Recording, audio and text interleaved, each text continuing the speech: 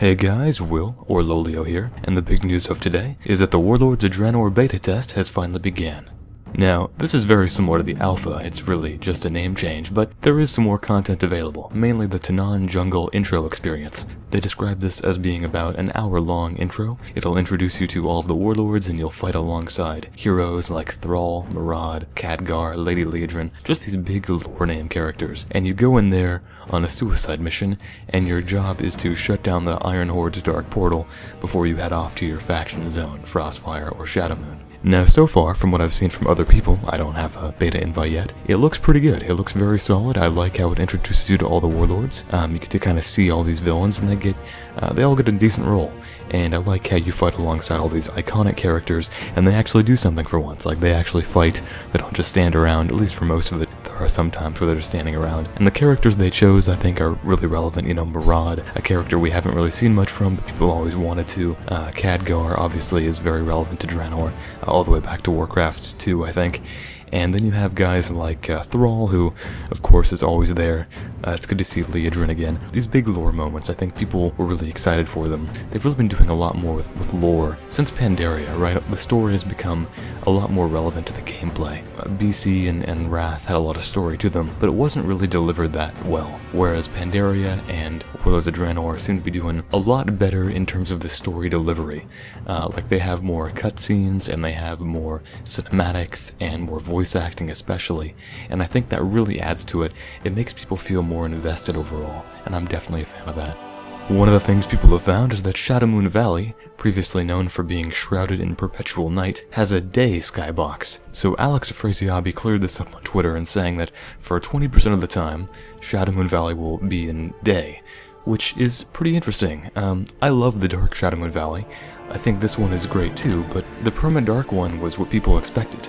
Personally, I think that the permanent dark one fits the Night Elves more than Draenei, but it actually seems like Draenei are kind of being pushed more in that direction. They're raising fairy dragons on Draenor, which are apparently native to this planet as well for some reason. I'm kind of getting an Order of the Cloud Serpent vibe there. But yeah, it seems Draenei are kind of having more Night Elfy themes, which I'm not totally a fan of, because we already have another race that has Night Elfy themes that isn't Night Elves, which is Tauren and also Worgen, and that's kind of getting annoying how every race is becoming Night Elves, and Night Elves are becoming humans. But I guess that's not really relevant to this video. Anyway, in other news, many new models have been shown on the alpha. First off is the human male. Now, this wasn't actually shown on the alpha, but they did an art craft of this one, and honestly, I think it looks great. They kept the proportions very similar to the old one, which not everyone is going to like. A lot of people never liked the way the old model looked in terms of proportions, how he was built, you know, very large, but Warcraft humans are designed to be able to fight orcs. So that's why they're super buff, right? They're made to go toe-to-toe, one-on-one with the orcs, and that makes sense. The face of this guy reminds me of Varian quite a bit, which I think is cool.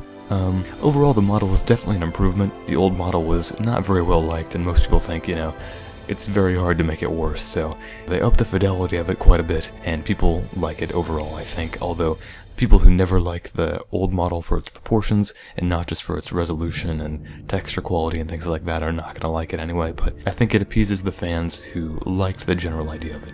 This is also similar for the Draenei male model, which was put on the alpha. Now, I love Draenei males. They're my favorite race overall. I would totally play them if I played Alliance, and I think this makes them look even better. There's a slight posture change in the way they hold their shoulders.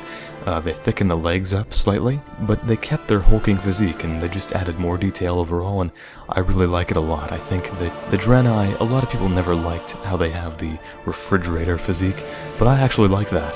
And I think that what they've done here is they modified it slightly. They made them a little bit more balanced. The legs were a little too skinny before, and they just gave them a lot more detail like all the other races have got. But they stuck to the plan that they had before, and I really think it worked out well. Now we have the Night Elf female, which looks to have some bugs. It has a unibrow, which I assume is probably not intended, and they're suffering from same face like many other models. All the faces look very similar. Now, it is a big improvement overall, like all of them. I mean, the texture quality and the animations are great, but I've heard some complaints about the posture being off. It seems they wobble around a little bit. Some people say, man, it looks like they're drunk. They don't look, because currently the Night Elf female stands very straight and is very, I don't know, they look royal and regal and stuff like that. This one doesn't look quite like that. My guess is this one is one of the least finished ones. Chris Robinson did say, you know, these models are not done yet. They're on the alpha, we pushed them to test them. They're not totally ready. This isn't going to be how they look when they're released. So, a lot of people are complaining, and I think that'll help get things fixed, but they shouldn't be too worried about it. The human female was also released, and it looks oddly different and less complete than the one they showed off in Artcraft about 6 months ago, I think, back in January.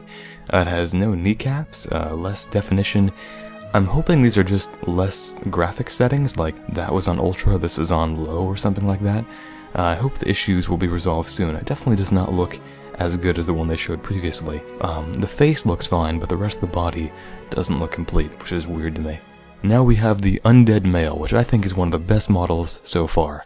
It has no issue with same face, it's the only model that doesn't have that so far. It has actual model changes for the facial features, like the one without a lower jaw, his tongue wiggles around, and I think that's awesome. The Forsaken here actually look creepy and somewhat scary looking, as they should. I mean, that's what they were always going for, but the old model's fidelity made them hard to take seriously, at least to me. I always thought they were a bit too cartoonish, even though that is Warcraft's art style. I could never take them very seriously.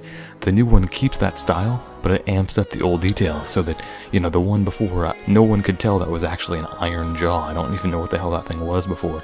And I like what they've done with it overall. I think that this model really, it stays true to the original, but it makes it darker and more awesome in my opinion. I've heard some complaints, you know, maybe it's too dark, maybe it's too intimidating, but I always thought that was the way they should have gone with them anyway. Overall, the alpha, or now the beta, appears to be going at a fairly steady rate. While we only have a few zones available right now, Blizzard has repeatedly stated that that's just due to them attempting to get the starting zones just right. Maps every build have shown that the other zones have been revamped internally and are coming together finally. Plus, a couple of months ago, Ian Azakostas mentioned that nearly all of the raid bosses were being tested internally already. So my guess is that this beta won't last as long as many people think, and I'm definitely hopeful and optimistic for release before December, but I wouldn't hold my breath. I mean, it could easily take that long. It could be November, which would line up with the 10th anniversary of WoW, probably where it's going to end up. Anyway, that's all from me for now. If you enjoyed the video, please leave a like and subscribe, and I'll see you next time. Thanks for watching.